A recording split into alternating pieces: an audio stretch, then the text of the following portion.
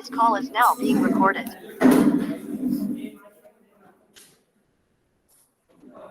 Okay, in today's lecture, we are going to study about different types of humidity measurement. Okay, measurement transducers. Actually, different types are not covered in your syllabus. Only one type has given. But before proceeding further, I'm going to explain you the basic types of the humidity measurement transducers. So, in humidity measurement, you have to consider the humidity is nothing but actually the moisture present in the atmosphere, the amount of moisture. So this amount of moisture is measured in terms of relative humidity or in terms of absolute humidity. Okay, so depending upon that we have some definitions.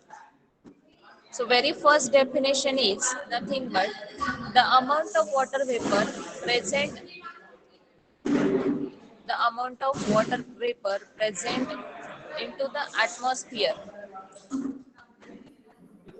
expressed as a percentage of amount needed for the saturation at same temperature. Okay, so which is called as relative humidity. Relative humidity is nothing but the amount of water vapor present in air. It is expressed in terms of percentage by considering the amount needed for the saturation at same temperature. Okay, second definition, it is nothing but the definition of absolute humidity, and it is defined as the weight of water vapor present in unit volume. Okay, so amount of moisture present per unit volume is called as absolute humidity. Then third point we have to consider, that is the dew point. Okay, in dew point, the atmospheric temperature when goes below the water drop, below some pressure or some humidity, then the water droplets begins to condense and dew can form. So it is the dew point. So we have to consider such various types of definitions, because of with reference to this we are going to calculate the amount of moisture present into the system. म्हणजे कुठलाही तुम्हाला समजा जमिनीतलं आपण पाणी देतो, एखाद्या याला पिकाला पाणी दिल्यानंतर जे काही शेती असते आपल्या याच्यामध्ये, तर मातीमध्ये किती मॉइश्चर आहे ते पण आपल्याला मेजर करायचं असतं. आज परत आपण डिसाईड काय करतो की किती पाणी सप्लाय गेला पाहिजे. ठीक आहे, सो त्या क्रॉप्सला किती सप्लाय द्यायचं आहे, पाण्याचा वॉटर सप्लाय किती द्यायचा, तो मेंटेन करायचा, तो कंट्रोल करायचा. In that case we have to prefer the different types of moisture sensors और humidity measurement sensors. Also for weather broadcasting condition also we have to refer this type of transducers where we can measure the relative humidity and the absolute humidity. Okay, so with reference to relative and absolute humidity, there are different types of the humidity measurement transducers. So those humidity measurement transducers are called as hygrometers. Okay, humidity measurement transducers are called as hygrometers. Hygrometers. लक्षात ठेवायचं, hygrometer is nothing but a type of transducer which is used to measure amount of moisture or which is used to measure humidity present into the air.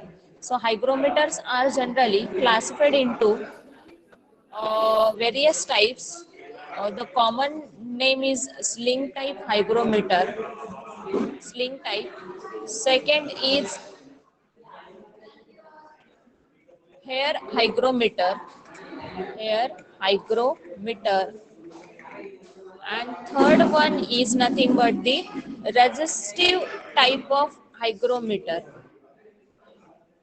Resistive type of hygrometer, or also it is called as humister. It is also called as humister. Okay, so such a various types are available. The well-known type is nothing but, or it used in various process industry, is nothing but the humister. This humister is used at various process industries. In hair hygrometer, we are using the normal human hairs, and sling type are used at laboratory. Okay, so generally की जिथे आपल्याला industry किंवा process इंडस्ट्रीमध्ये use करायचं, in that case I am going to refer resistive type of hygrometer. So before proceeding further to the resistive hygrometer, just I am going to introduce about sling and hair. Okay, but in detail in your syllabus only resistive hygrometer is there. Okay. So sling म्हणजे काय असतं की generally sling type हायग्रोमीटर मध्ये एक psychometric charts आपण reference घेतो. Via psychometric charts we use to draw the or we used to calculate the relative humidity. Okay, so sling type, sling means a rope. Okay, so याचं normal structure कसं असणार आहे की normally काय असतं की एक हँगर असतो. ठीक आहे, एक हँगर घ्यायचा आणि त्याला आपण काय करणार आहे, एक रोप कनेक्ट करणार आहे. To this rope I am going to connect to different meters. Okay, to different thermometers. So आपण अजून केला हा एक थर्मोमीटर आहे. ठीक आहे, त्याचा हा बल्ब आहे आणि दुसरा एक थर्मोमीटर घेतला, त्याचा हा बल्ब आहे. ठीक आहे, एक जो आहे हा काय घेतोय आपलं नॉर्मल ड्राय टेम्परेचर. ठीक आहे, सो देन हा जो आहे हा आपण केप केलेला आहे, प्लेस केलेला आहे वेट वुलन मटेरियल मध्ये. ठीक आहे, वेट वुलन मटेरियल म्हणजे हा काय असणार आहे, हा it measures the wet temperature. So दोन आहेत, एक आहे वेट बल्ब थर्मोमीटर आणि दुसरा आहे ड्राय बल्ब थर्मोमीटर. आणि इथे काय करणार आहे, हा रोपला कनेक्टेड आहे. That means we are trying to spoon into the air. ठीक आहे, आपण तो काय करणार आहे, स्पून करणार आहे. सो याच्यामुळे काय होणार आहे, नॅचरली हा जो वेट आहे याच्यामध्ये काय जाणार आहे, एअर प्रेशर जाणार आहे. That means the temperature of this wet thermometer will goes on changing. ठीक आहे, सो ड्रायचं जे आहे ते नॉर्मल टेम्परेचर शो करणारे जे एअरचं मध्ये जो प्रेझेंट आहे, बट इथलं जे काय आहे ते टेम्परेचर चेंज होईल.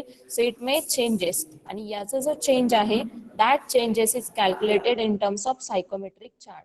सो सायकोमेट्रिक चार्ट मध्ये आपण ज्या ऍब्सोल्यूट ह्युमिडिटी आणि रिलेटिव्ह ह्युमिडिटीचा जो क्रॉस पॉइंट असतो, सो आपण इकडनं ते काय करतो, मेजर करतो अमाऊंट ऑफ ह्युमिडिटी. सो हे झालं sling type.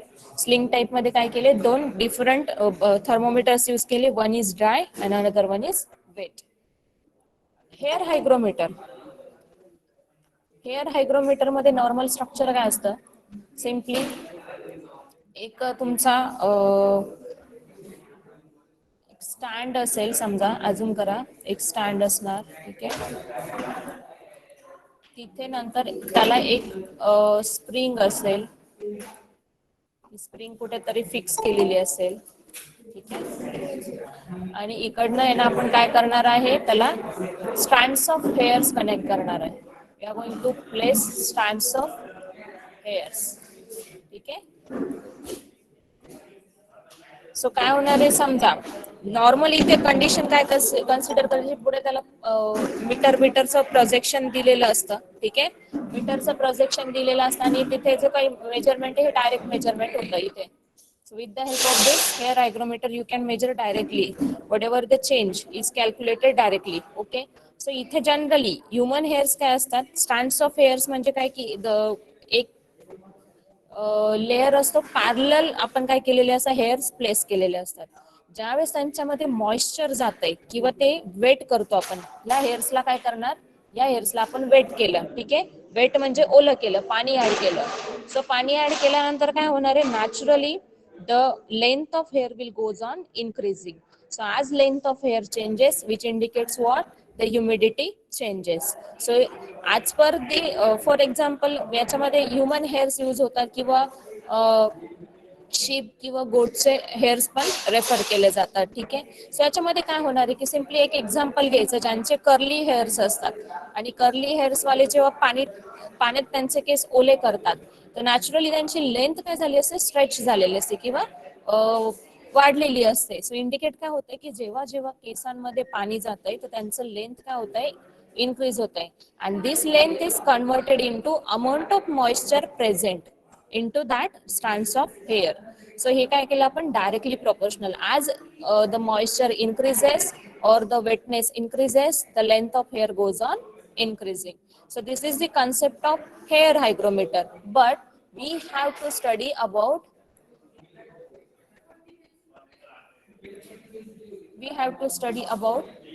the next concept, that is the resistive hygrometer. Okay, so this is the diagram, actual diagram of resistive hygrometer, where you can observe that it consists of a conductive film, the base and the electrodes. Okay,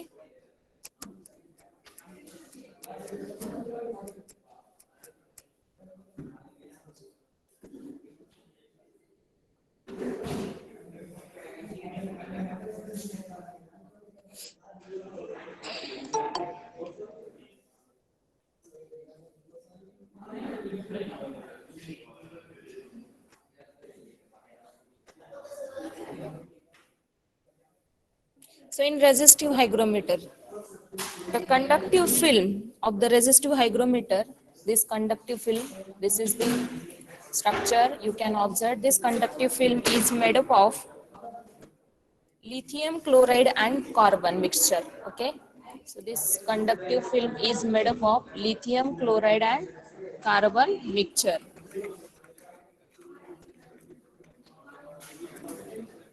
हे note down करून ठेवा कुठेतरी. Conductive film in or present in resistive type of hygrometer or in yomister, it is made up of mixture of lithium chloride and carbon. So this conductive film is placed between two metals. ठीक आहे, दोन मेटल्सच्या याच्यामध्ये ही काय केलेली, ही film place केलेली आहे. The resistance of conductive film varies with the change in the value of humidity. Okay, the resistance change होतोय with respect to change of humidity present into the surrounding air. When the moisture is absorbed by the lithium chloride, it will depends upon the value, whatever the amount of moisture, it is calculated in terms of relative humidity. आपण एक point लक्षात ठेवा, in resistive hygrometer we calculate relative humidity as it absorbs the moisture. As it absorbs the moisture, whatever the moisture is calculated, it is calculated in terms of relative humidity, and it is actually high when high moisture is absorbed. ठीक आहे, so म्हणजे relative humidity कशी होईल, जर जेवढं moisture असणार naturally humidity काय होणार आहे, मॅक्झिमम असणार आहे. So hence what happens, and hence the resistivity or the resistance decreases. Okay, the resistance decreases. So amount of moisture wise काय होणार आहे, जसं जसं मॉइश्चर चेंज होईल किंवा इन्क्रीज होईल, इन्क्रीज झाला तर रेजिस्टन्स काय होणार, डिक्रीज होणार. The resistance of lithium chloride and carbon mixture और the conductive film goes on decreasing with the increase of humidity or with the increase of moisture present into the air. Okay, so this change in the value of resistance is measured by applying the alternating current to the bridge circuitry. So आता इथे जे दिसते तुम्हाला, हे electrodes connect केलेले. ठीक आहे, हे दोन जे इलेक्ट्रोड्स आहे इकडनं इथे आणि इथे, हे नंतर काय केलेले की 1 2 3 4 हे जे याला पुढे आपल्याला जर ब्रिज मध्ये कन्वर्ट करायचं असेल तर नंबर ऑफ सब इलेक्ट्रोड्स आपण मध्ये ऍड करतो आणि we are calculating this in terms of by providing the, म्हणजे हे सर्किटरीला आपण काय करतो, एक ब्रिज मध्ये फॉर्मॅट करतो. ब्रिज म्हणजे काय असतो, कन्सिस्ट ऑफ 4 आर्म्स. ठीक आहे, सो येथे एक आर्मचा एक रेजिस्टन्स असतो. So this is the circuitry, general circuitry असते. ठीक आहे, आणि इथे एक, सो हे झाला हा ब्रिज सर्किटरी झाले. सो 4 आर्म्स असतात, तो रेजिस्टन्स काय होणार आहे, चेंज होणार आहे. सो डायरेक्ट करंट इथे यूज केलेला नसतो in the bridge as they break down the layer of lithium chloride. So direct current नसतो यूज केलेला. Also including to that, महत्वाचा पॉइंट लक्षात ठेवायचा, whatever the flow of current shows the value of resistance or value of relative humidity. जेवढा amount of current जाणार आहे तेवढा त्याची मॉइश्चर काय राहणार आहे, मॅक्झिमम राहणार आहे. कारण लिक्विड मधून तुम्हाला माहितीये, लिक्विड म्हणजे काय की हे कंडक्टिव्ह लिक्विड आहे, तिथून करंट जास्त पास होईल. करंट जास्त पास झाला म्हणजे रेजिस्टन्स काय होतो, डिक्रीज होतो. जेवढे आपण त्याची मॉइश्चरनेस इन्क्रीज करणार त्या लिक्विडचा किंवा फिल्मचा, तेवढंच त्याचा रेजिस्टन्स काय होत जाणार आहे, डिक्रीज होणार आहे. So this is the concept of resistive type of hygrometer. ठीक आहे, सो कोणाला काही डाऊट याच्यामध्ये रेजिस्टिव्ह हायग्रोमीटर मध्ये?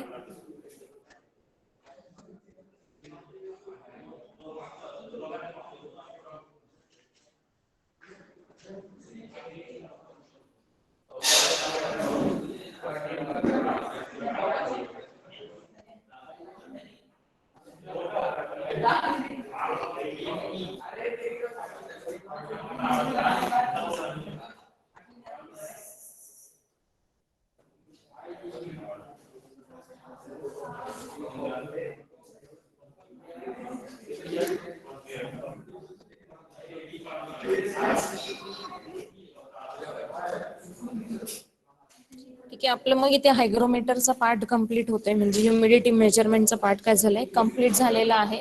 नेक्स्ट जो आपण बघणार आहोत दॅट इज नथिंग बट एक पार्ट राहिला होता, म्हणजे तुम्हाला फ्लो मेजरमेंटचं मी सांगितलं होतं. फ्लो मेजरमेंटमध्ये आपण ऑरिफाईस, वेंचुरी आणि रोटामीटर, इलेक्ट्रोमॅग्नेटिक फ्लोमीटर असे चारही बघितले होते. एक राहिला होता, तो होता अल्ट्रासॉनिक फ्लोमीटर. ठीक आहे, सिम्पल वर्किंग आहे अल्ट्रासॉनिक फ्लोमीटरचं. तेवढं झालं की तुमचं इथे हा युनिट कम्प्लीट होतो आणि मग आपण युनिट 6 ला स्टार्ट करतोय, नेक्स्ट युनिटला. 2 मिनिट द्या फक्त.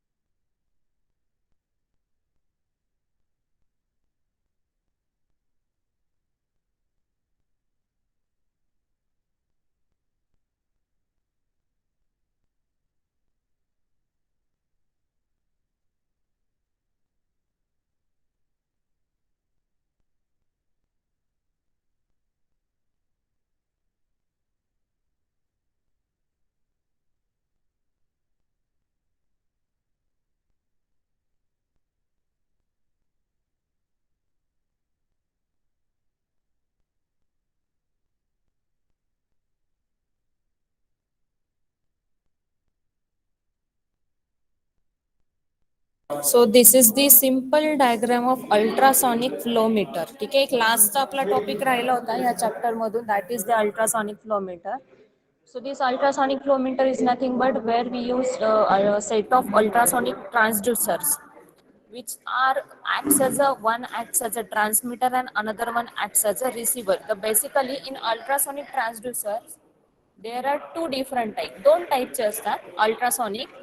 त्यांच्या वर्किंग प्रिन्सिपल नुसार चेंज होतं. एक असतो तुमचा टाइम डिफरन्स टाईप. ठीक आहे, टाइम डिफरन्स टाईप असतो ज्याच्यामध्ये आपण काय करतो, differentiation between means the time, overall time required for the transmission of wave from transmitter to receiver and whatever the time difference is calculated with respect to amount of flow passing through the pipe. Then second is Doppler principle. It is based on Doppler principle. So हे दोन टाईपचे असतात जे आपल्याला study करायचे असतात, time difference type आणि Doppler principle. Knowledge purpose साठी हे लक्षात राहू द्या की there are two different types of ultrasonic flowmeters. One is time difference type and another one is Doppler principle. In Doppler principle we are going to calculate Doppler frequency shift. So frequency shift or the phase change is calculated in Doppler principle, while in time difference type we calculate the time required to transmit the ultrasonic wave from transmitter to receiver. Okay, so ते हे दोघं काय use केलेले त्याच्यासाठी एक basic reason आहे, simple खूप basic reason आहे की जेव्हा तुम्ही एक प्युअर वॉटर यूज करताय, जेव्हा ते पाईप मधनं पास होत आहे, ठीक आहे, प्युअर वॉटरने काय होते effect, the whatever the ultrasonic waves which are transmitted through this transmitter can be passed to the receiver very easily. ठीक आहे, सो हे काय इझिली पास होत आहे फ्रॉम ट्रान्समीटर टू रिसीवर. ठीक आहे, सो जेव्हा तुम्ही फ्लो पास करताय, फ्लो पास केल्यानंतर काय होणार आहे की याला ह्या वॉटरच्या म्हणजे नॉर्मल जेव्हा एअर गॅप असेल तो जो काही टाइम लागतोय तो कमी असणार आहे. ठीक आहे, बट जेव्हा फ्लो पास होतोय तेव्हा फ्लो पास होताना जो काही टाइम ड्युरेशन लागणार आहे, परत फ्लो जर रिव्हर्स आला तो जो काही टाइम ड्युरेशन लागणार आहे, हे depending upon that we calculate the two times for upstream and downstream flow. ठीक आहे, अपस्ट्रीम अँड डाउनस्ट्रीम फ्लो, म्हणजे फ्लो जर आपण इकडच्या इकडे डायरेक्शनने कन्सिडर केला ऍज अ अपस्ट्रीम, तर इकडे जातोय तो रिव्हर्स डायरेक्शन जातो त्याला डाउनस्ट्रीम म्हणतात. ठीक आहे, सो अपस्ट्रीम आणि डाउनस्ट्रीमचा आपण तो काही टोटल टाइम जो आहे तो टाइमचा आपण काय करणार आहे कॅल्क्युलेट करणार आहे. So with reference to that we are going to calculate the flow rate. So त्याच्यासाठी आपल्याला काय कन्सिडर करावं, the angle, the alpha which is nothing but the inclined angle of ultrasonic sensors with reference to pipe axis. हा axis चा pipe आहे, sorry पाईपचा axis.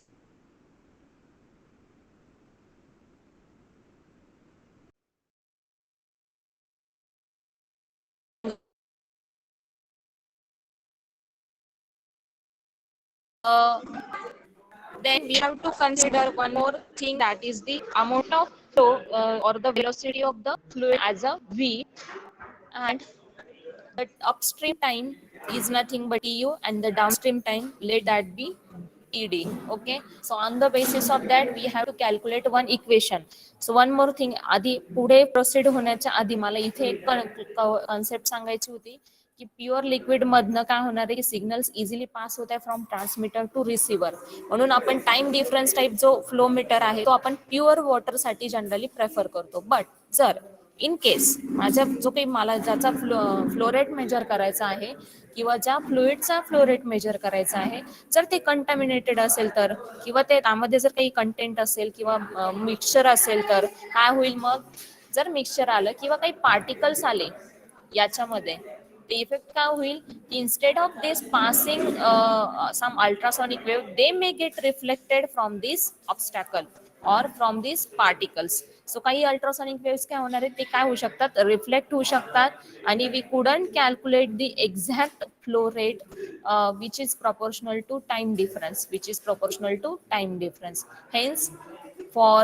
contaminated or for some other type of liquids we can prefer Doppler principle. आता Doppler principal मध्ये एक difference काय असतो की इकडचा जो आहे हा आपण रिसिव्हर यूज करत नाही, इथेच एक असा टाईपचा ट्रान्सड्युसर यूज करतो किंवा सेन्सर यूज करतो which is nothing but the piezo electric sensor and which can act as a receiver, transmitter and receiver. ठीक आहे, मग काय होणार आहे, समजा जेव्हा तुमच्या इकडनं समजा कंटॅमिनेटेड लिक्विड जर पास झालं किंवा फ्लो मधून पास झालं, तर जेव्हा ते रिफ्लेक्ट होत आहे ते all waves will reflected or received by the same set of transducer. म्हणजे एकच सेट जो आहे सिंगल सेट तोच काय करते, will act as a transmitter, will act as a receiver. So he concept कुठे यूज करते, इन डॉपलर प्रिन्सिपल. ठीक आहे, सो असे दोन टाईपचे असतात. फक्त एवढंच क्वेश्चन आहे, कोणी कुठे विचारलं की कंटामिनेटेड लिक्विड असेल, पास होत असेल फ्लो मधून, तर अल्ट्रासॉनिक फ्लो मीटर मधला कुठल्या टाईपचा यूज करताय, in that case you have to consider that we are using Doppler. For pure water will prefer time difference type. ठीक आहे, सो ही सिंपल फंक्शन आहे अल्ट्रासॉनिक फ्लो मीटरचं. आता आपण इक्वेशन बघू टाइम डिफरन्स टाईपचं इक्वेशन. ठीक आहे,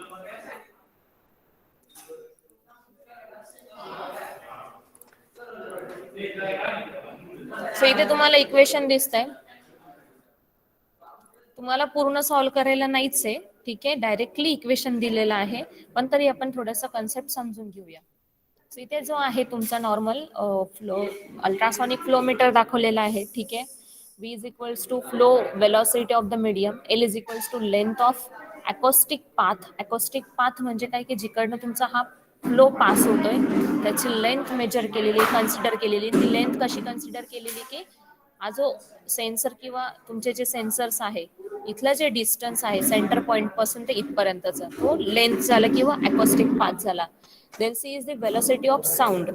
अल्ट्रासॉनिक वेव्स यूज करताय that means we have to consider their velocity and it is measured in sound intensity. Okay, so if we consider the downstream time, it can be given by L upon C plus V cos alpha, and the upstream time is given by, it is opposite in direction, hence it is given by L upon C minus V cos alpha. So we have to calculate time difference. Time difference, that means the upstream time minus downstream time. Upstream minus downstream time हे जेव्हा तुम्ही equation solve करताय, हे complete equation, so this equation हे solve केल्यानंतर जे काही तुम्हाला फायनल आन्सर मिळतंय, that final answer is nothing but this one, that is delta t is equals to twice v l cos alpha td into tu divided by l square. ठीक आहे. आता मला काय करायचंय, I have to calculate the velocity, that is the flow velocity of the medium. So मग हा v काय करणार आहे, मी एक साइडला घेतला आणि हा जो हा मल्टिप्लाय हा डिवाइड बाय जाणार. ठीक आहे. हा v इकडे घेतल्यानंतर काय जाणार आहे, रिव्हर्स टर्म जाणार आहे. सो इक्वेशन काय होणार आहे, फॉर्म आधी तर हा L L cancer, so L delta T.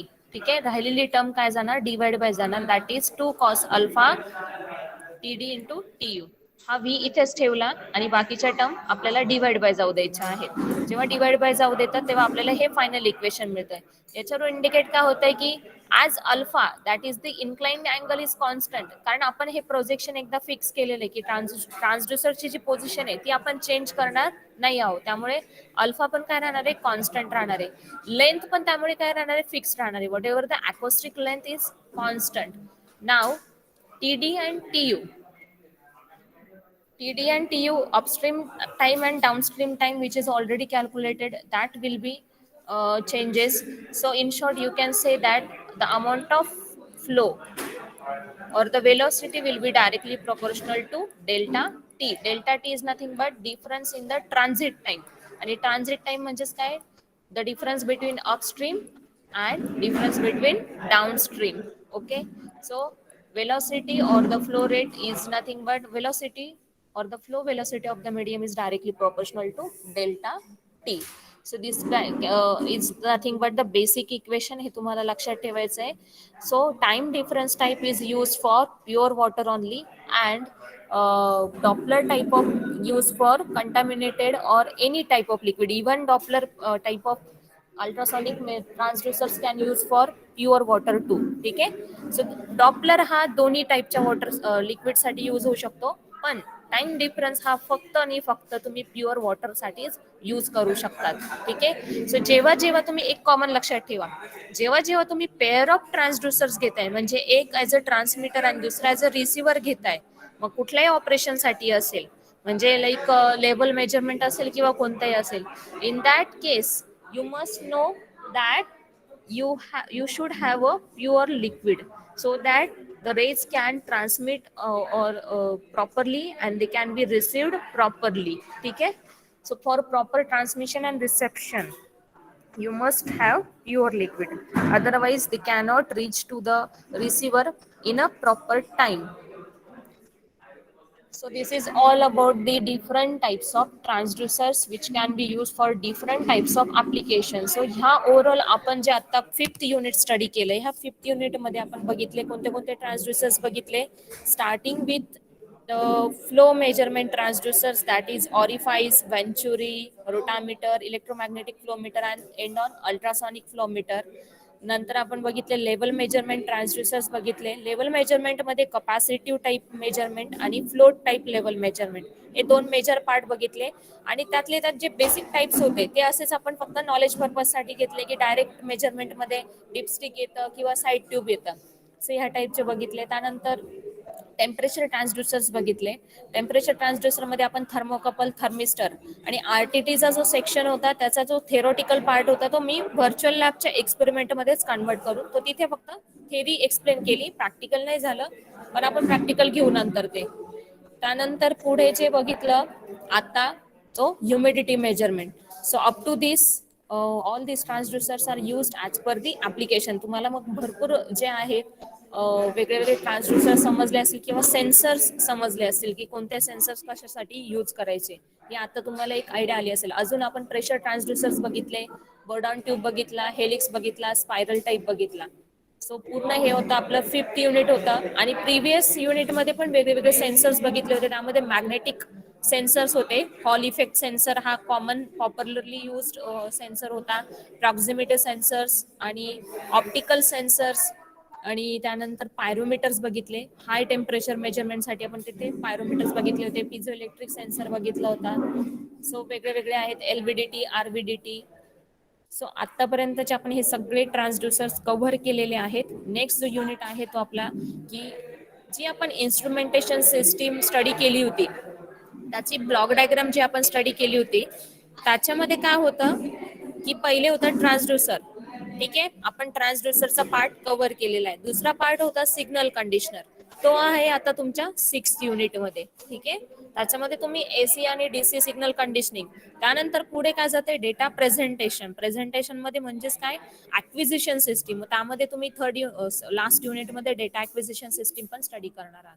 So one by one आपण ते 1-2 लेक्चरमध्ये तुमचा तो पूर्ण सिलेबस कव्हर होऊन जाईल. ठीक आहे. सो आतापर्यंत जेवढे ट्रान्सड्युसर स्टडी केले त्यात जर काही डाऊट असेल तर तुम्ही विचारू शकता.